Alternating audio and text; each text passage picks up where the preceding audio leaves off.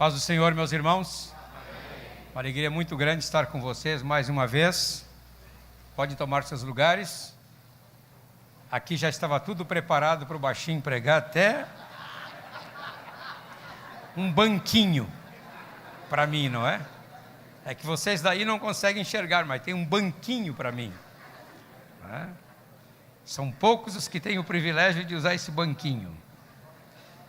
Não sei quem é que prepara aqui o ambiente para a liturgia, mas já sabe assim, é o pastor Joãozinho, tem que ter o banquinho. Uma alegria muito grande estar com todos vocês mais uma vez.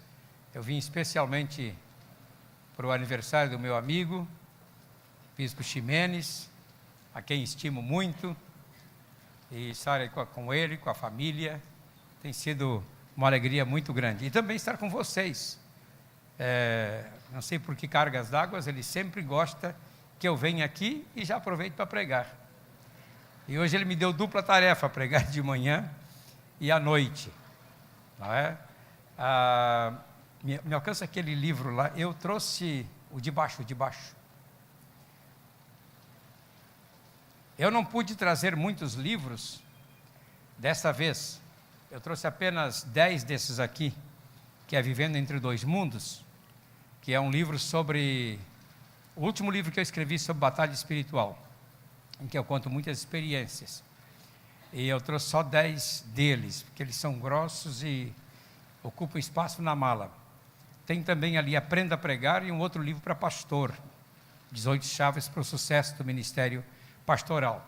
Mas eu prometo, quando voltar aqui, já está marcada a minha volta, 17 de outubro, aí eu já vou mandar pelos correios, antecipadamente, uma caixa desses livros, e aí todos vocês terão acesso. Muito obrigado. Diz o Bispo Ximenes que está tudo acertado para eu voltar aqui.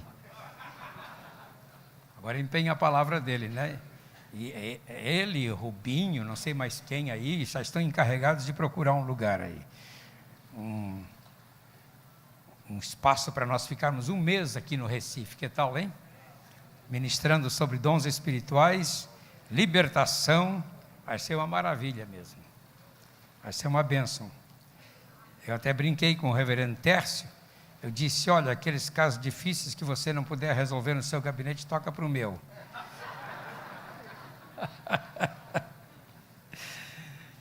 E a gente dá um jeito.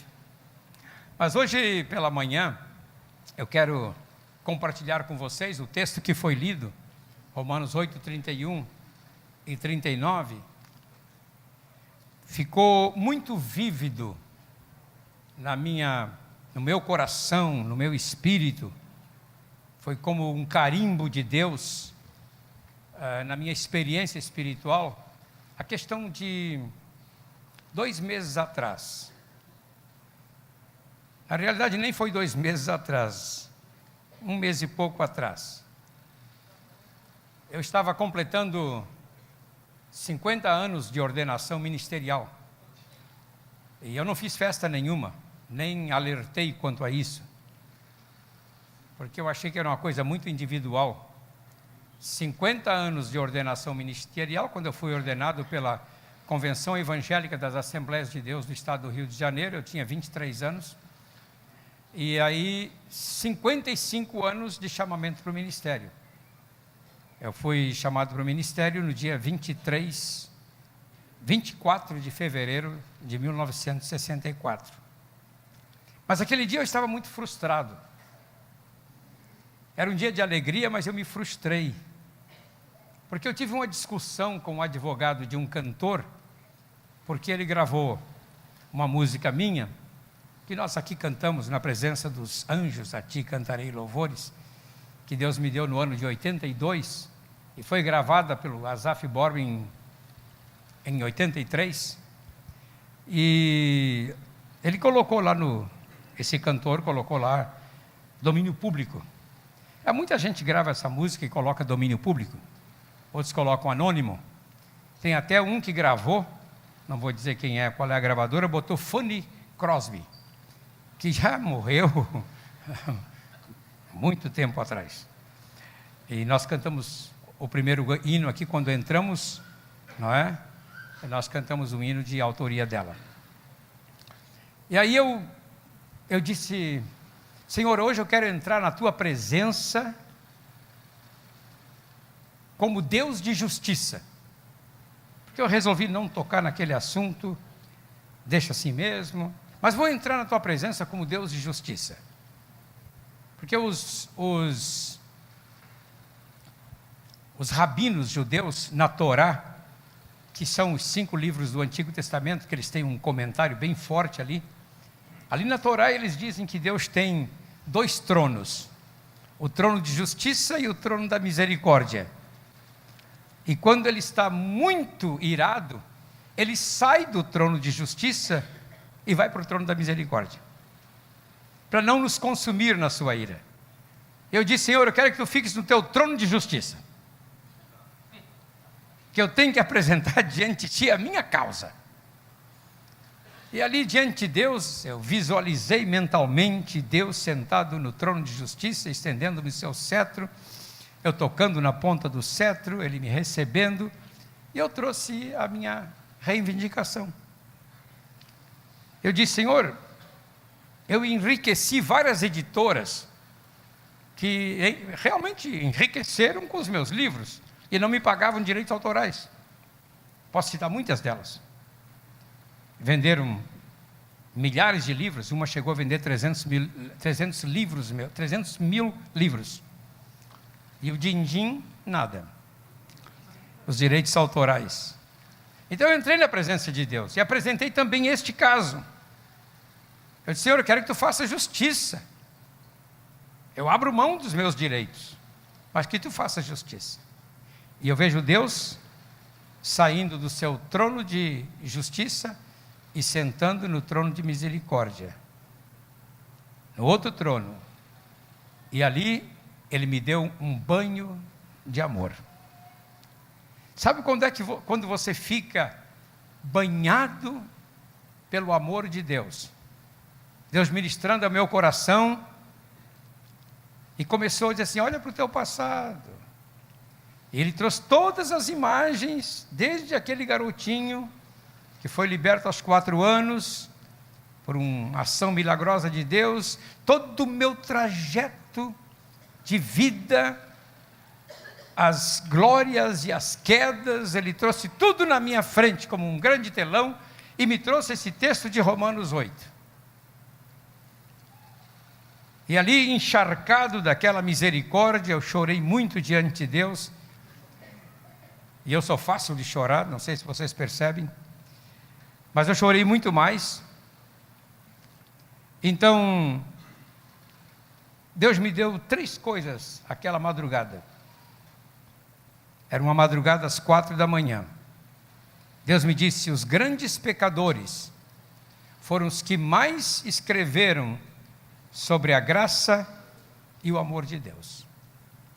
Os grandes pecadores foram os que mais escreveram sobre a graça e o amor de Deus. Porque alguns de nós, eu já estava há mais de 50 anos no ministério, alguns de nós, e eu era assim, conhecia o amor de Deus de maneira teológica. Porque a Bíblia, do início ao fim, fala do amor. E como a gente lê sobre o amor nas páginas do Antigo Testamento, lá nos profetas, e lê no Novo Testamento sobre o amor, a gente tem tudo teologado dentro de nós, tudo computadorizado, todos os textos sobre o amor, tudo você tem sobre o amor, mas nunca tem uma experiência do amor. A gente sabe que é salvo pelo amor, pela graça, pela misericórdia. Todas essas palavras, elas são como sinônimos de uma essência divina, são sinônimos da ação de Deus.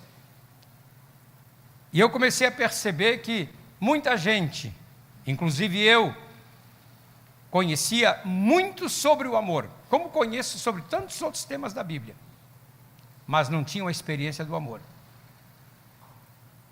Não tinha aquela experiência de ser tomado pelo amor de Deus. E aí me veio esse texto de Paulo, porque ele, conforme diz Gálatas 1, do versículo 8, 13 a 14, ele fala que ele era um perseguidor da igreja. E Deus, na sua graça, o transformou em perseguido pelos judeus. Aquele que antes perseguia, agora prega o evangelho livremente e é perseguido. E Paulo é quem mais descreve aqui em Romanos 8, e eu não vou descrever o texto, eu não vou fazer uma exegese, uma interpretação bíblica, mas vocês vão observar que Paulo usou de todas as palavras possíveis que lhe veio à mente para escrever sobre o amor. Ele primeiro fala que a tribulação, a angústia, a perseguição, a fome, a nudez, o perigo, a espada, nada vai separá-lo. Mas aí ele tira os olhos dessas coisas terrenas que poderiam separá-lo do amor de Deus e aponta para as coisas no mundo espiritual. Quando ele diz, nem a morte, nem a vida, nem os anjos, nem os principados, tudo coisa espiritual, nem as coisas do presente, nem as coisas que virão, nem os poderes, nem a altura, nem a profundidade, nem qualquer outra criatura. Ele diz, poderá nos separar do amor de Deus que está em Cristo Jesus. Ele é quem dimensiona essas duas coisas, o mundo terreal e o mundo espiritual, para mostrar que nada separa. E me veio ao coração a vida de John Newton. John Newton, que escreveu Amazing Grace, ele era um homem riquíssimo na Inglaterra e mercador de escravos. Vocês já leram a história dele? É só botar lá no Google, que o Mr. Google sabe tudo. Você pergunta para ele, ele sabe tudo. Até se botar meu nome lá, tem 3 páginas. Vai dizer até o meu número de telefone. Mas John Newton costumava mercadejar escravos da África para a Europa. Não vou descrever aqui a situação em que os navios negreiros, quem usou essa expressão foi o baiano Castro Alves, né? Naquele seu poema sobre os navios negreiros. Os navios negreiros, os pretos vinham todos ali algemados e presos um ao lado do outro, bem no fundo do convés, gemendo e sofrendo. E ele ouviu quando os negros estavam lá gemendo e eles só cantavam no gemido a música que mais tarde John Newton colocou a letra. Você conhece o tecladista Amazing Grace? Pode aí, dá para os irmãos conhecer.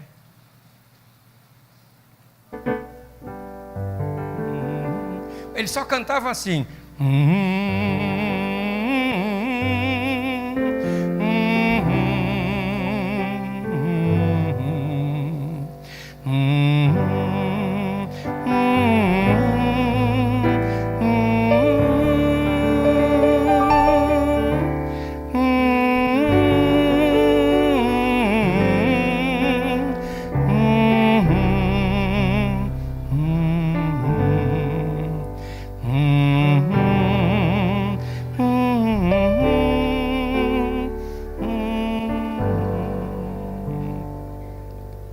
Enfrentando um temporal em direção à Inglaterra, ele vendo que o navio ia sossobrar, ele pediu misericórdia a Deus, e Deus o salvou, Deus libertou aquele seu navio, ele conseguiu chegar até a Inglaterra, e lá ele se converteu. Bom, no parlamento ele conseguiu a lei para abolir a escravidão na Inglaterra, porque ele subiu ao parlamento. Mas ele escreveu aquela letra que não tem tradução em português, nenhuma correta. Amazing grace, how sweet the sound that saved a wretch like me. I once was lost, but now I'm found, was blind, but now I see. A letra mais próxima, mas não fidedigna, está no Inário Luterano. E eu tentei de todas as maneiras traduzir essa letra: graça eterna, quão doce é o som que o infeliz salvou. Perdido estava, achado fui. Vivia cego e voltei a ver. E eu ali comecei a ver, só um grande pecador consegue mensurar o amor e a graça de Deus. Os grandes pecadores foram os que mais experimentaram este grande amor. Porque nós que nascemos, muitos de nós que nascemos já no meio da igreja, muitos de nós que nascemos na vida cristã, conhecemos tudo. Toda a questão da fé, o catecismo nos ensina isso, no discipulado aprendemos isso. Mas chega uma hora que você precisa experimentar na prática o que é verdadeiramente o amor de Deus, na sua dimensão, na sua altura, na sua profundidade, na sua largura, na sua força, que nem os principados, quer dizer, nem um governo no mundo espiritual consegue tirar isso de você. E é por isso que os homens no passado, mulheres, às vezes meninas de 14 anos, rapazes de 16 anos, foram para a fogueira, foram para o suplício, por amor a Deus, porque entenderam a questão do amor de Deus, a ponto de darem a sua vida, para que fossem salvos, e não renunciaram. E John Newton escreveu, no túmulo dele na Inglaterra, está escrito assim: John Newton, uma vez um infiel e um libertino, um mercador de escravos na África, foi pela misericórdia de nosso Senhor e Salvador Jesus Cristo, perdoado e inspirado a pregar a mesma fé que ele tinha se esforçado muito para destruir. E aí me veio também o cântico que vocês conhecem, escrito por um homem chamado Joseph Scriven. Joseph Scriven, quem conta essa história o Bill Litcher. Bill Litcher morreu agora, essa semana, aos 97 anos, nos Estados Unidos. Era um missionário batista americano que veio para o Brasil, e ele escreveu 4 livros, Se os Hinos Falassem. Hoje está sendo reeditado por alguém da Convenção Batista. Se os Hinos Falassem, em que ele conta a história de cada hino. Ele conta a história desse homem chamado Joseph Scriven. E Joseph Scriven era um jovem irlandês de 17 anos, que queria muito servir a sua pátria na Irlanda, mas ele tinha um defeito físico que a sua biografia não especifica. E ele lá na Irlanda, ele se enamorou de uma moça, noivou, e na véspera do casamento, sua noiva vinha cavalgando à beira de um lago congelado, e o cavalo resbalou, caiu no lago, e ela morreu, a placa de gelo a cobriu, e ele não pôde se casar. Frustrado, Joseph Scriven imigra para o Canadá. No Canadá ele dedicou a vida toda a trabalhar a favor dos velhinhos, porque naquela época, quando o Canadá ficava 6 meses debaixo da neve, no inverno, ele então no verão aproveitava, cortava lenha e abastecia a casa dos idosos, para que enfrentassem o longo inverno. E lá ele evangelizou uma moça e a conheceu, e ia se casar com ela. Ela foi batizada, mas a água estava muito gelada, ela pegou uma pneumonia e morreu.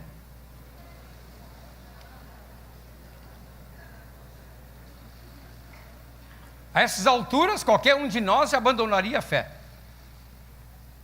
Mas ele recebe ainda uma carta da mãe dele, que morava na Irlanda.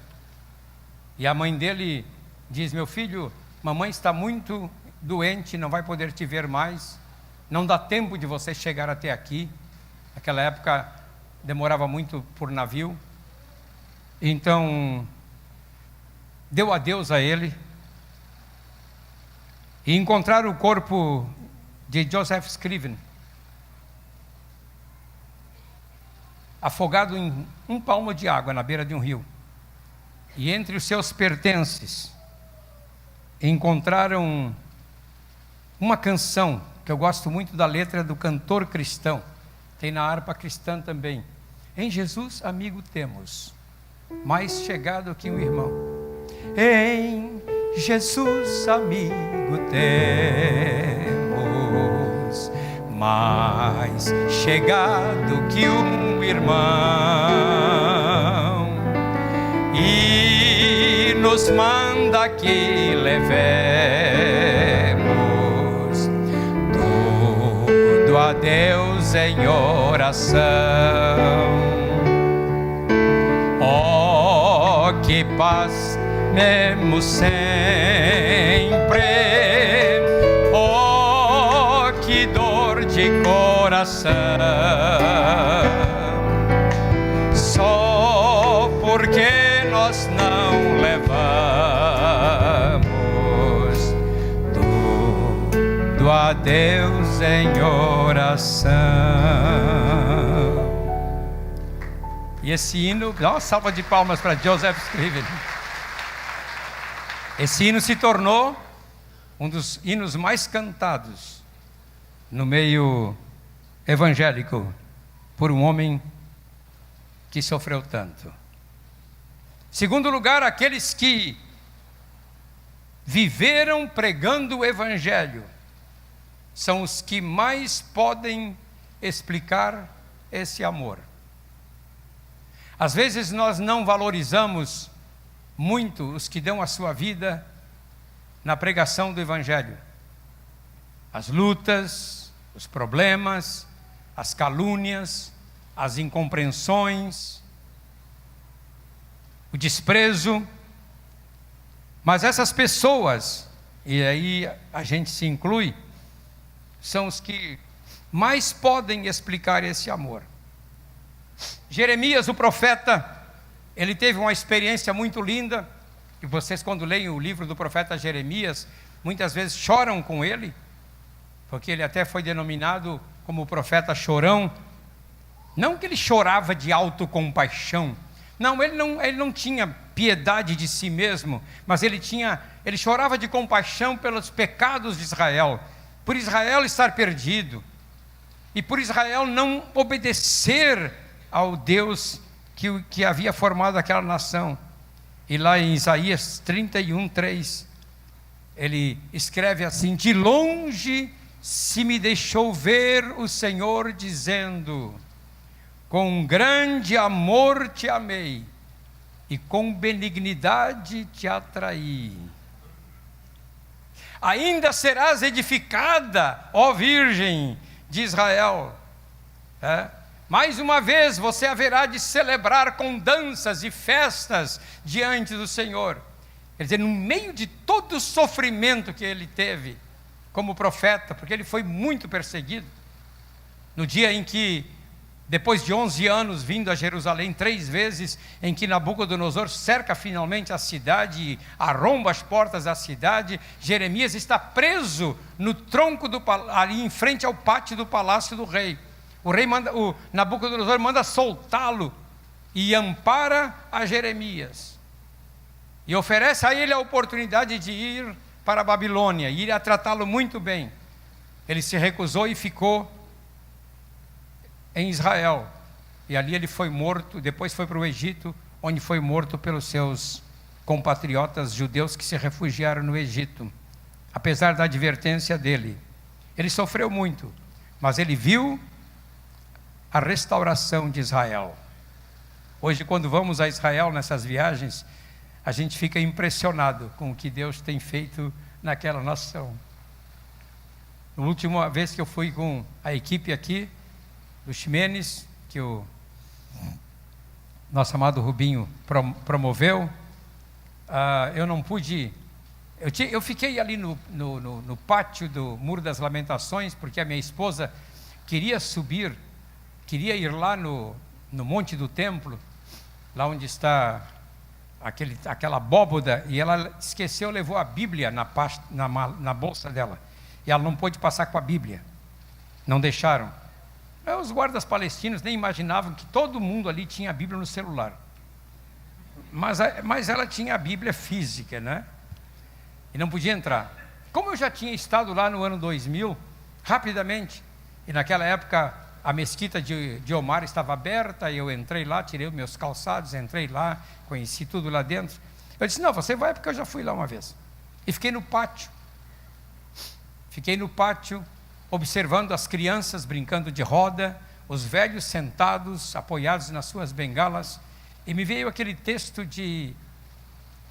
acho que está em Zacarias 8, né? Chegará o tempo em que as crianças brincarão e correrão na praça de Jerusalém, e os velhos virão com as suas bengalas e se assentarão nas praças de Jerusalém, porque naquela época não se morria velho, morria-se novo, mas agora os velhos com as suas bengalas, e ali estava eu presenciando o cumprimento dessa palavra de Zacarias.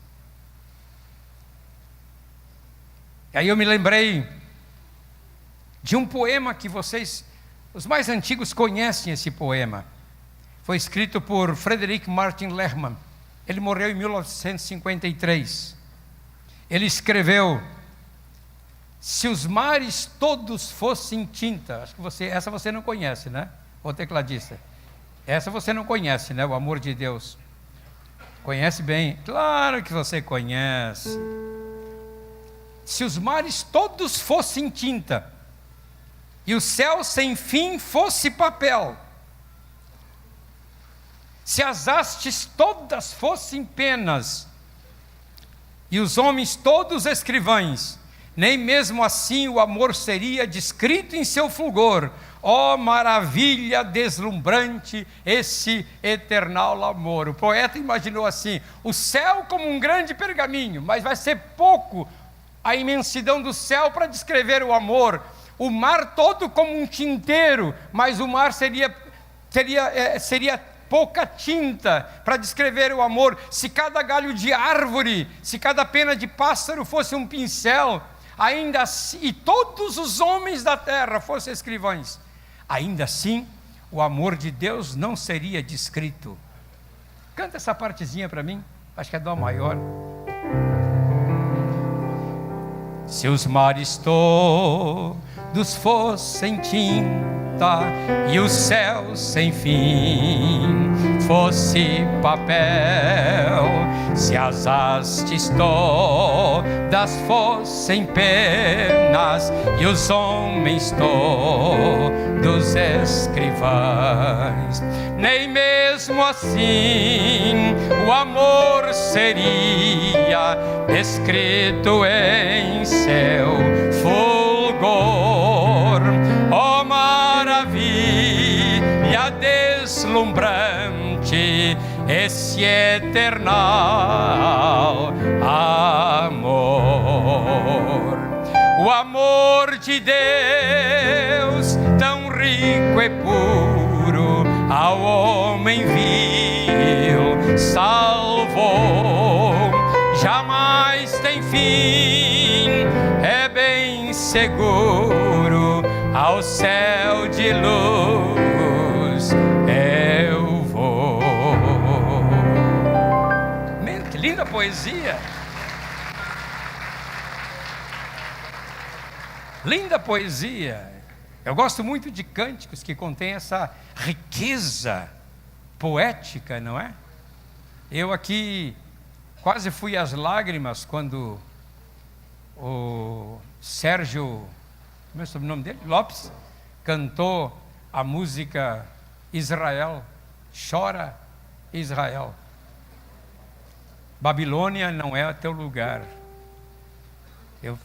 Ele é cheio de poesia.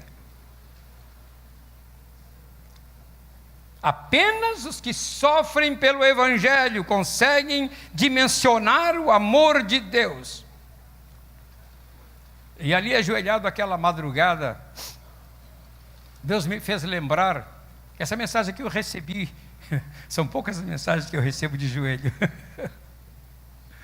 Geralmente eu recebo caminhando, fazendo meu exercício físico, mas essa eu recebi de joelho. Me lembrei de uma mulher chamada Frida Wingren. Ela estudou enfermagem na Suécia, fez um curso teológico breve também, e com acho que 21 anos de idade veio para o Brasil e se casou com um missionário sueco lá em Belém do Pará, que estava fundando as Assembleias de Deus, Gunnar Wingren. Se casou com Gunnar Wingren. Essa mulher escreveu 23 hinos que estão na harpa cristã. Mas naquela época ela sofreu muita perseguição. Vocês encontram a história dela, se acessarem o Google, escrita por Gediel Alencar, uma coisa assim. Vocês vão encontrar a história. Ela foi forçada a voltar para a Suécia, mas tem um episódio que ela estava aqui em Alagoas, com o Gunnar Wingren evangelizando, e uma filhinha dela de 5 anos morreu. E eles não encontraram, ela e o Gunnar Wingren, não encontraram cemitério para sepultar a menina, porque os cemitérios eram controlados pela Igreja Católica. Aliás, ninguém podia também casar, porque não tinha, apesar de que já havia o registro civil, mas a Igreja Católica fazia oposição e não deixava ninguém casar-se se não fosse na Igreja Católica. E também não havia cemitério, porque os cemitérios todos eram poder da igreja. A mesma coisa no Rio Grande do Sul com os luteranos, que os luteranos dominavam os cemitérios, aí tinha o do católico e o dos luteranos. Por isso que os batistas criaram os deles e os protestantes criaram os deles lá. Cada um criou seu cemitério. Hoje não precisa mais disso. Mas ela enfrentou aquela dificuldade. Tiveram que viajar de carreta de boi para o interior do Alagoas e encontrar um cemitério numa fazenda para sepultar a sua menina. E ela disse: eu deixei a minha terra, eu deixei o meu país, e não tenho lugar para sepultar a minha filha, que morreu. E quando ela chegou em casa, ela escreveu um dos cânticos mais lindos da Bíblia, porque ela voltou para a Suécia, morreu com 23 quilos apenas, aos 49 anos, em 1940. E ela escreveu este cântico aqui, eu não sei que tom, você me dá qualquer tom aqui. Quando aqui as flores já fenecem, está muito alto. Quando aqui as flores já fenecem, as do céu começam a brilhar. Quando as esperanças desvanecem, o aflito crente vai orar. Os mais belos hinos e poesias foram escritos em tribulação, e do céu as lindas melodias se ouviram na escuridão. Depois ela escreveu ainda, tem mais uma parte que eu acho linda. Sim, confia tu inteiramente na imensa graça do Senhor. Seja de ti longe o desalento e confia no teu Salvador. Aleluia, seja a divisa do herói todo vencedor, e do céu mais forte vem a brisa que te leva ao seio do Senhor. Aqui está um cântico de uma mulher que sofreu, que lutou. É por isso que Paulo tinha razão em dizer, né? Eu estou bem certo de que nem a morte. E ali Frida Wingren enfrentou a morte. Eu vou concluir minha pregação. A lei dizia, lá em Mateus 5, 43, 46, Jesus disse assim, a lei diz, ama teu próximo como a ti mesmo. Mas mais tarde, lá em João, capítulo 13, ele muda a lei e diz, ama o teu próximo como eu te amo. Porque amar o próximo como a si mesmo, nem todos conseguem, porque alguns têm uma baixa autoestima de si mesmo. O cara se odeia porque é careca. Eu não sou, né? Não me odeio, né? Até ontem tiramos uma foto no aniversário de Dom Ximenes, 4 carecas aqui da Recon, tá? Ficou brilhando, né, Jorge? Ficou tudo brilhando ali, tá?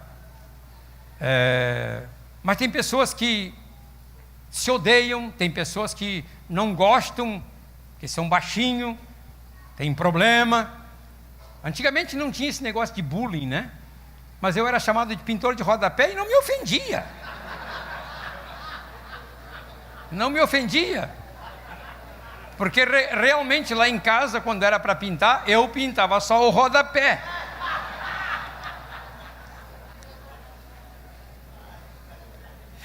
Nunca tinha...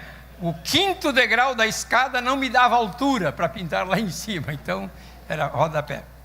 Mas tem pessoas que detestam a si mesmas. Como é que essas pessoas vão amar se elas se detestam? Está aí um bom tema de sermão para vocês, pregadores, né? Então Jesus muda o parâmetro. Você vai amar como eu amei vocês. Por isso que lá em João 13, ele começa assim, e tendo amado os seus que estavam no mundo, amou-os, como é que termina o texto lá? Até o fim. Tendo amado os seus que estavam no mundo, amou-os até o fim. Aí João, em 1 João 3:1 também, ele bota, né? Vejam com que grande amor nos tem concedido o Pai, a ponto de sermos chamados filhos de Deus. Então a Bíblia está repleta destes atos de amor.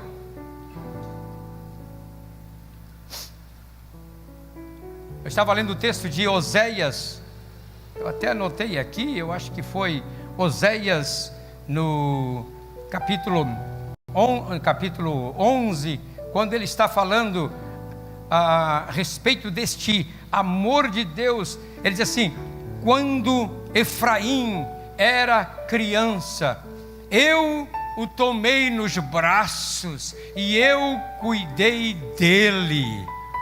Acho lindo aquele texto. Deus dizendo, Efraim em relação a todo Israel, eu tomei Israel nos meus braços e cuidei dele. Isso também acontece com a sua vida. Deus tem tomado você nos seus braços, nos braços dele. Talvez você não perceba, mas hoje pela manhã, se você pudesse ter um tempo de reflexão, de meditação e de contemplação, você olharia para a sua vida